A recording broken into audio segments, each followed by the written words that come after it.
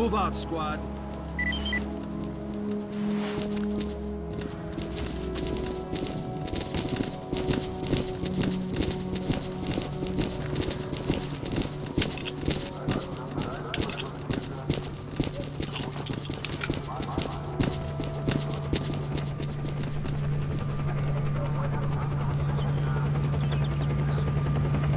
Would you look at that?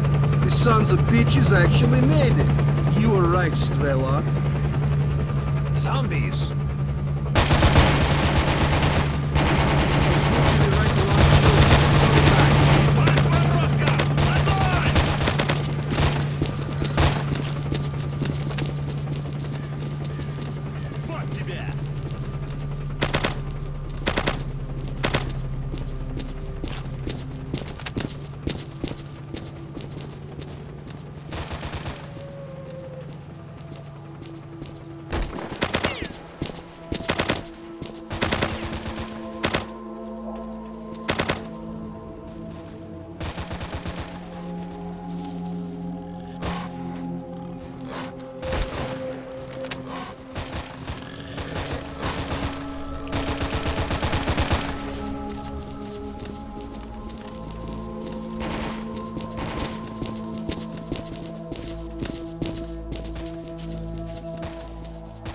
There's about a dozen zombies in the building.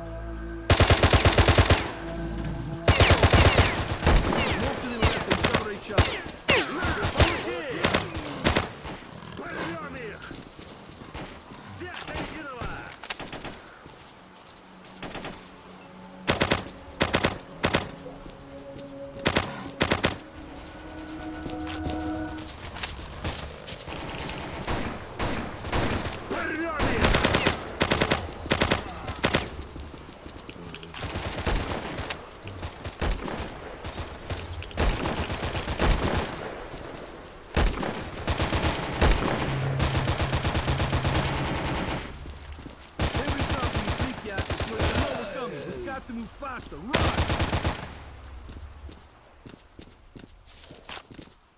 More zombies up ahead.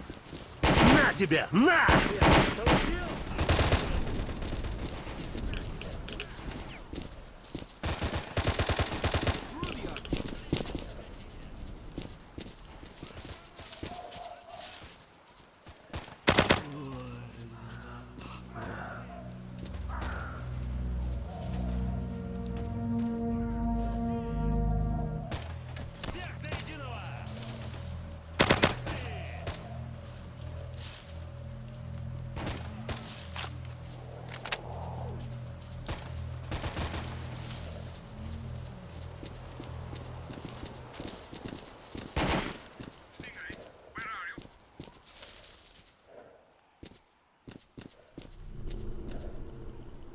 We're on the way.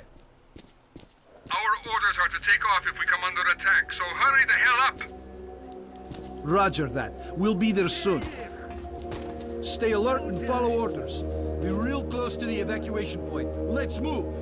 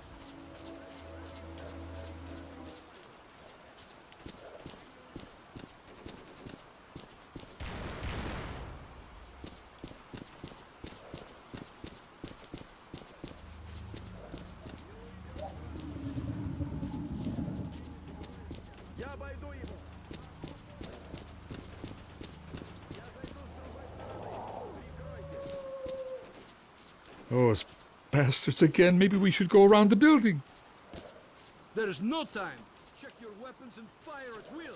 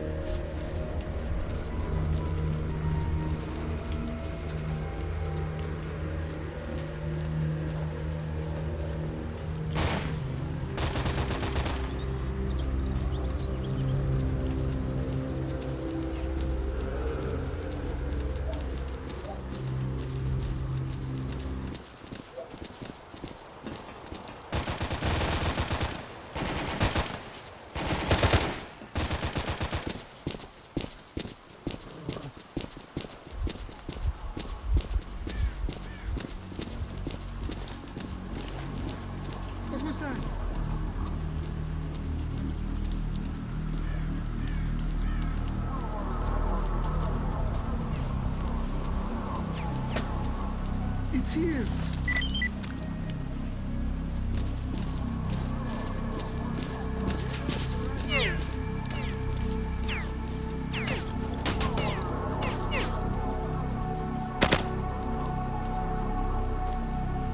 Huh? Okay, run.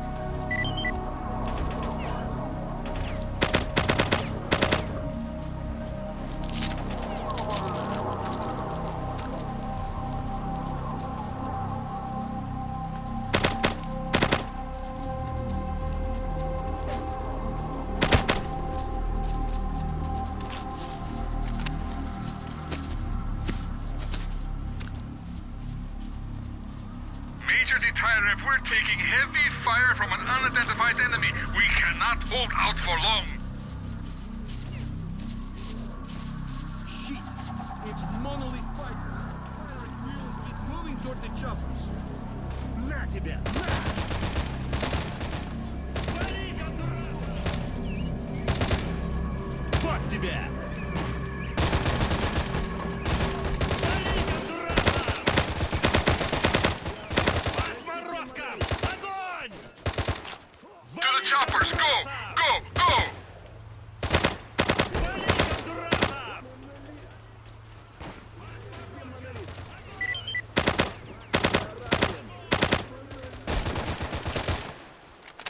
Так тебе! Получил? Получай!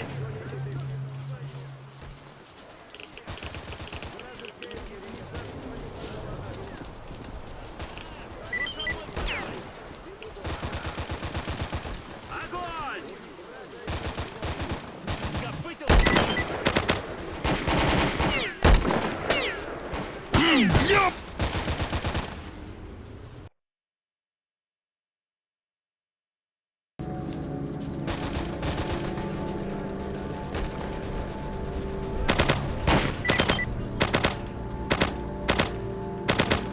Вверх до единого!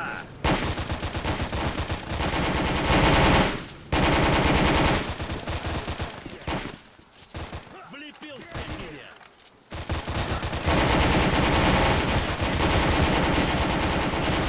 Major Detairev, we're ready to go. Get from that chopper. I hope it was worth it. Бей их! Я прижал его! Вперед!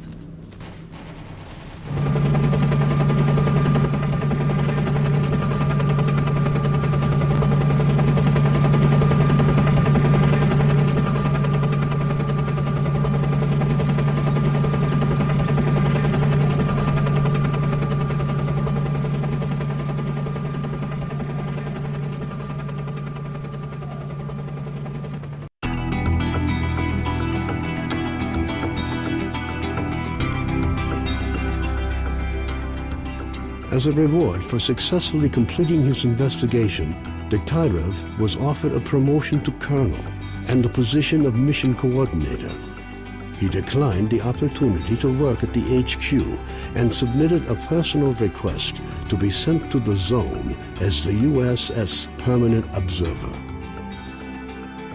The information about the development of psi devices obtained by Dektyrev alerted USS commanders. All the information gathered on X-designated laboratories was removed from military archives and filed as top secret. All personnel working in the zone were ordered to prevent the disclosure of information about the laboratories at any cost.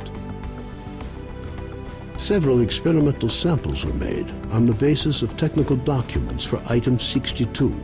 Following a set of test trials, it was decided not to go ahead with large-scale deployment of the weapon due to the high cost of ammunition. Nonetheless, it would be reasonable to assume that further development of the Gauss rifle is ongoing. Skadovsk became home to any and all who could reach it. Fierce stalker resistance did not stop the bandits from making regular and ultimately unsuccessful attempts to establish their so-called order on the ship. Despite this ongoing struggle, the Skadovsk carried on its unique brand of life. Following the destruction of the bloodsucker lair, it's unlikely that anything could significantly change the state of affairs on the Skadovsk. The old ship became a temporary center of stability in the ever-changing world that is the Zone. A fragile balance was reached between freedom and duty squads at Yanov Station. Tired of the endless struggle, fighters of both factions started leaving their squads and joining the Free Stalkers. The scientific expedition, organized by Professors Herman and Ozersky, was a success. The data they collected facilitated the development of groundbreaking medicine and technology, which prompted the Ministry of Education to allocate additional funding for researching the Zone. Gary's stories about the Army's struggle against the dangers of Pripyat encouraged stalkers to explore the ghost town. Despite the constant monolith attacks, stalkers managed to secure the former army camp, which they used as a base to launch raids deep into the city, making slow but steady progress. Organized mercenary squads continue to be active in the Zone. Their interest in the secret laboratories is becoming increasingly difficult for USS operatives to ignore. Attempts to establish the identity of the client who hired the mercenaries proved unsuccessful. The area around Yanov Station continues to attract growing numbers of stalkers. The lack of dangerous mutants and abundance of anomalous areas have led to the area being referred to as a treasure trove, with increasing regularity.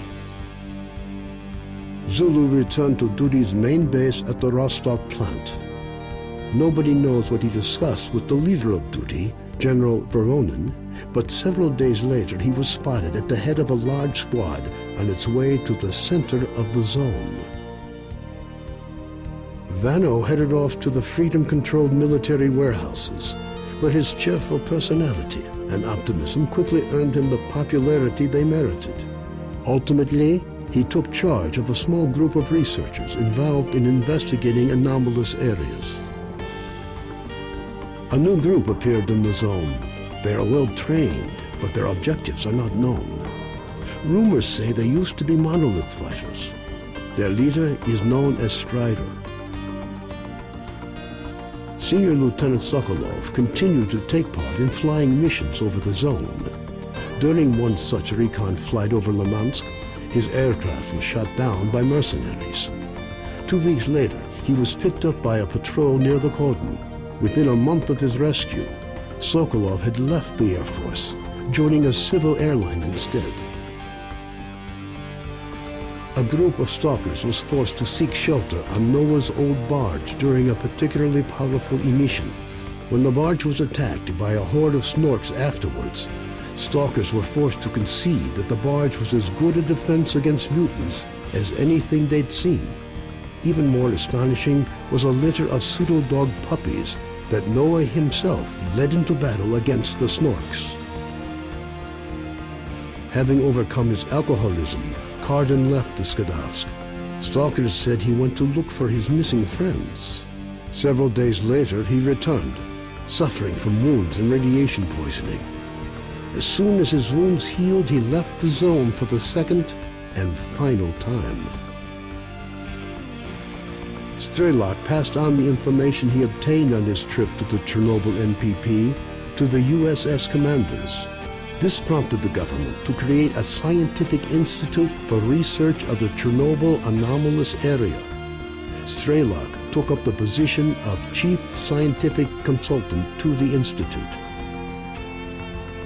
When Colonel Kowalski, commander of the Stingray Group, returned from the Zone, he was forced to explain the reasons for the failure of Operation Fairway.